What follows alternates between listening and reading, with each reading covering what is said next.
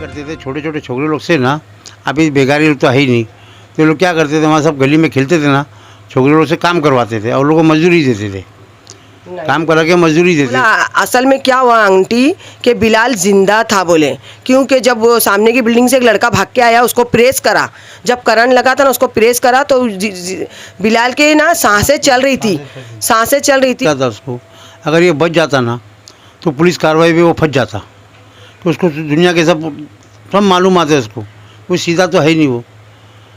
जब उसने दाऊद बोला तो दाऊद भी पहली बात तो उसको इमरजेंसी में ले आना चाहिए था, कोई भी हादसा होता था इमरजेंसी में जाता, ये प्राइवेट वाले थोड़ी इलाज करते उसका, प्राइवेट में इमरजेंसी में लाने का मतलब ये था कि ले जाऊँगा तो मैं फंस जाऊँगा, तो बच्चे लोग को दाऊद का बोल के और सीधा गोदाम में 18 से 20 मिनट रखा। तो पुलिस ने कंप्लेंट तो की है, FIR भी लिखी है, लेकिन कोई एक्शन नहीं ले रहे वो लोग। क्यों नहीं ले रहे समझ में नहीं आ रहा है। जाफर मच्छी 3 दिन बराबर यहाँ पर घूमा, जिस दिन हम लोग ने कंप्लेंट करा, आज बच्चे को इंतकाल होकर 11वां दिन है, अभी तक कोई एक्शन वो लोग क्यों नहीं ले रहे, हम लोगों के समझ में नहीं आ रहा है। और रहा सवाल यहाँ के कॉर्पोरेटर, तो वो तो कोरोना केस में बोलते हैं अंदर है तो वो मिलेंगे नहीं किसी से, ऐसा हम लोग सुन रहे हैं। अभी तक हम लोग गए नहीं वहाँ पर, लेकिन वो लोगों का भी तो कुछ फ़र्ज़ है कि यहाँ पर इतना सब कुछ हो गया, न्यूज़ वाले आ रहे तो वो लोग नहीं आ सकते क्या? इतना सब कुछ सुन के हम लोग उनको वोट दे के जिताते हैं तो वो कब काम आएंगे? जो बिल्डर था शमशी, जीशान शमशी, उसने ये काम किसी सिविल इंजीनियर को ना देते हुए गली के एक गुंडे और ड्रग्स बेचने वाले एक आदमी को दिया, जाफर मच्छी को, बल्कि वो काम वो सिविल इंजीनियर को देना चाहिए था जो अपने मद्देनज़र रखते हैं वो काम सही करता, लेकिन उसने ये काम नहीं किया, बल्कि जीशान शमशी भी उस काम में बहुत ज़्यादा से ज़्यादा हाथ है उसका। ये मांगे कि हमारे बच्चे को इंसाफ मिल जाए, बाकी हम लोग को कुछ भी किसी से कोई मतलब नहीं है। हमारे बच्चे के साथ गलत हुआ, बस हमको इंसाफ चाहिए। वहाँ पर क्यों बंद रखा उसने? वो अगर सही था तो वो डायरेक्ट लेकर जाता हॉस्पिटल, जे भागता। खुद की औलाद रहती तो वो ये ऐसा करता क्या? गोदाम में कोई बंद रखता है क्या बच्चे को? मुंबई के चौकी मोहल्ला के वाटर गली में गैर कानूनी तरीके से बिल्डिंग बनाने का काम चल रहा था और इसी काम के वक्त कॉन्ट्रैक्टर ने कुछ नाबालिग बच्चों से मजदूरी कराई। इसी मजदूरी के दौरान 16 साल के मोहम्मद बिलाल की करंट लगने से मौत हो गई। मामला मुंबई के सर जे मार्ग पुलिस स्टेशन में पहुंचा। पुलिस ने जाफर शेख उर्फ जाफर मच्छी और उसके साथी के खिलाफ कई संगीन दफा के तहत मामला दर्ज किया। हालांकि अब तक कोई गिरफ्तारी नहीं हुई है। ये इलाका मुस्लिम पॉपुलेटेड इलाका है। यहाँ छोटी छोटी गलियों और तंग खोलियों में लोग रहते हैं। इल्लीगल कंस्ट्रक्शन करने वाले लोग कुछ लोहे के चैनल के सहारे लोड बेरिंग पर 6 से 7 मंजिला इमारत बिना किसी मजबूती के खड़े कर देते हैं। सबसे अहम सवाल यह है कि BMC अधिकारी ऐसे अनऑथराइज कंस्ट्रक्शन के वक्त अपनी आंखें क्यों बंद रखते हैं? उनकी आंखें बंद होने के कारण ये मुसीबत जनता के सर आती है। दक्षिण मुंबई में कई इलाकों में अनऑथराइज कंस्ट्रक्शन आम हो चुका है, जिसकी वजह से न जाने कितने लोग मौत के मुंह में चले जाते हैं। इनमें से बिलाल जैसे 16 साल के मासूम भी शामिल है। 16 साल के बिलाल की मौत के बाद उसका परिवार इंसाफ का इंतजार कर रहा है। हमने बिलाल के परिवार के लोगों से बात की। इस वक्त हमारे साथ में मौजूद है मोहम्मद बिलाल शेख के वालिद और वालिदा। हम उनसे जानने की कोशिश करेंगे कि उस दिन क्या हादसा हुआ था, उसकी पूरी डिटेल्स हम इनसे जानते हैं। आइए हम इनसे बात करें। उस दिन क्या हादसा हुआ था, उसकी पूरी डिटेल्स हमें बताएंगे आप, क्या क्या हुआ और उसके आप लोगों ने क्या क्या किया उसके बाद में? मुझे मेरा बेटा 4 और 4:30 के बीच में घर से निकला, तो मैंने उससे पूछी बेटा कहाँ जा रहा है, तो बोला अम्मी मैं भिंडी बाज़ार जा रहा हूँ चप्पल लेने। फिर उसके बाद तो अब मैं अफ्तारी की तैयारी करी, खाना वाना पकाई, अफ्तारी का भी खाना भी पकाई। उसके बाद ना 9 बजे फ़ोन आया, मैंने उसको फ़ोन लगाई थी बीच में अफ्तारी से पहले, तो बोला अम्मी मैं नहीं, फ़ोन मैंने लगाई तो फ़ोन घर में छोड़ के गया था, वो घर में फ़ोन छोड़ के गया। तो उसके बाद डायरेक्टली मेरे बेटे को फ़ोन आया, मेरा बेटा ऊपर था, मेरे बेटे को फ़ोन आया कि समीर तेरा भाई को ना हम लोग जे अस्पताल लेके आए हैं, उसको करंट लगा। तो मेरे बेटे ने मुझे, हम लोग घर में कुछ भी नहीं बताया, सीधा भाग गया जे गया, जे से फ़ोन करा मेरी बेटी को, समीरा बिलाल को करंट लगा है, तू जे लेके अम्मी को आ जा, जे अस्पताल लेके अम्मी को आ जा। तो मैं गई मैं मेरी बेटी जे अस्पताल जा रहे थे, रास्ते में फ़ोन आया कि हम लोग साबू सिद्दीक में है, साबू सिद्दीक गाँव।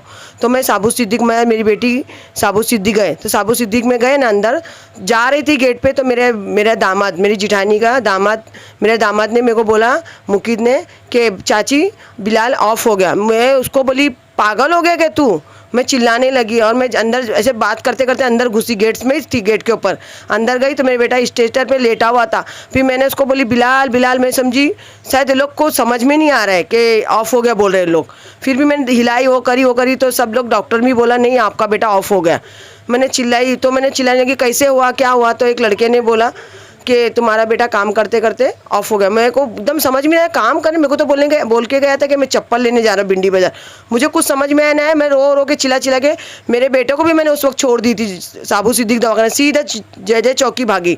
जय चौकी में मैंने कंप्लेंट लिखाई तो वो शिवाजी सर और कोई दूसरे सर थे। उस टाइम तो मुझे कुछ नहीं मालूम कौन मेरे साथ आ रहा। मैं बहुत रो के बोली मेरा बेटा काम पे गया था, बोलते इस और काम पे उसको करंट लगा और वो ऑफ हो गया। मैं बोली पुलिस लोग को बोली, पुलिस लोग ने मेरे साथ में गाड़ी में बैठ के सुरती मोहल्ले तक आए, मेरे घर पे आए, मेरे बच्चे की बॉडी लेके गए जय अस्पताल। उसके बाद मुझे कुछ नहीं मालूम क्या हुआ उधर क्या नहीं हुआ, क्यों मैं सदमे में थी, मैं घर में ही पड़ी हुई थी। अच्छा, आपने जो पुलिस में कंप्लेंट करी उससे आप मुतमईन हो कि जो पुलिस ने उसके ऊपर जो कार्रवाई करी? शिवाजी सर ने तो सब लिखे मगर कोई ऑब्जेक्शन नहीं उठा रहे ले। वो ईद वाले दिन तक जाफर मच्छी मोहल्ले में घूम रहा था मगर खाली इंक्वायरी वो कार्रवाई खाली वो लिखे रिपोर्ट लिखे मगर उसकी इंक्वायरी नहीं करे। ना जय चौकी कर रही है ना ये बीएमसी कर रही है इंक्वायरी, कुछ भी नहीं, एकदम चुपचाप ठंडे बैठे। और दूसरे दिन उसका दोस्त आया घर पे जो मेरे बेटे के साथ में था ना, तो दूसरे दिन मेरे घर पे आया और बोला आंटी एक बात बोलूँ मैं आपको। बोली बेटा क्या बोलने का? बोले आंटी मैं तो डर गया, मैं इसके लिए मैं आपको आके मैं तीसरे दिन बता रहा हूँ आपके बेटे के साथ क्या हुआ। तो मैं बोली क्या हुआ बेटा बताना। बोले मैं अकेले में बताऊंगा, आपके घर में सब मेहमान लोग हैं। तो मैंने उसको ऊपर लेके गया अकेले। तो बोला असल में क्या हुआ आंटी कि बिलाल जिंदा था। बोले क्योंकि जब वो सामने की बिल्डिंग से एक लड़का भाग के आया उसको प्रेस करा, जब करंट लगा था ना उसको प्रेस करा तो बिलाल के ना सांसें चल रही थी। और फिर हम लोग ने 10-15 लड़के मिलके उसको बिल्डिंग से 3 माले से नीचे उतारे, बाहर निकाले। तो जाफर मच्छी का बड़ा लड़का था ना, ताहिर नाम है उसको, जाफर मच्छी का बड़ा लड़का ताहिर ने क्या करा सबके हाथों से छीन लिया और उस बाइक पे बिठाया उसको बीच में, और पीछे एक इमरान लड़का था पीछे बाजू बैठा, और आगे ताहिर ने क्या करा बोला क्या ना मैं लेके जा रहा हूँ, बोले दाऊद दवाखाना ले गया, तुम लोग हटो बोले। और दाऊद दवाखाने के बदले क्या करा उजरा मोहल्ले में लेके गया, पीछे बाजू लोग का गोदाम है, बिल्डिंग है 10 माले की, उसके नीचे गोदाम है, उसमें मेरे बेटे को 15 से 20 मिनट गोदाम में रखा।